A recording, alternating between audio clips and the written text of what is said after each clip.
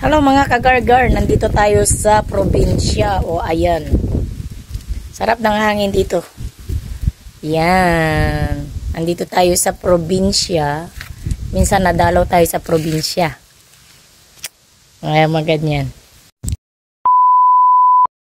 At binisita natin ang ating mga halaman at napabayaan ko ng aking ampalaya. Nagtampo na ata, wala ng bunga. Kaya, ay nako. Hindi naman kasi pwedeng everyday pupunta dito at malayo.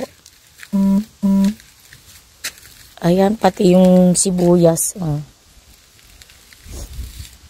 Yung mga sili.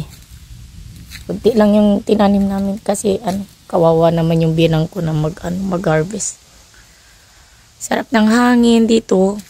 Mahangin. Ayan. Tataniman ko to ng mga bulaklak, sabi ko eh. Wag daw bulaklak. Ayan. Malapit tayo sa sementeryo. Ayan yung sementeryo doon sa likod. Pag alas 12, maraming nagkakantahan dyan. Kantahan sila. Itong nakataob na ito ang aming pinagbuburuhan ng kimchi. As usual, dadaan tayo dito.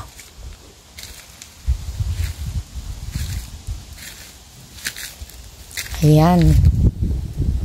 Sarap ng hangin, guys. Tingnan nyo to, kagargar. Pudo. Anong pudo ba sa atin? Grapes. Mas kunting mais. Walang masasayang na dito. Lupa. Lahat tinaniman. Ayan, may mga tanim din dyan. Huwag kang aapag kundi pagalitan ka. Ayan, sementeryo po. Ayan, malapit tayo sa sementeryo. Parang nagkukwentuhan dyan pag gabi. Nagtatawanan. Kaya, minsan nakikijaming.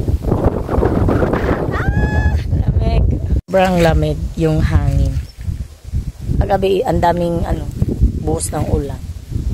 Ngayon, hangin na lang. Kaya ito ang buhay ko sa probinsya. Hindi tayo rich. Yun lang. Bye bye.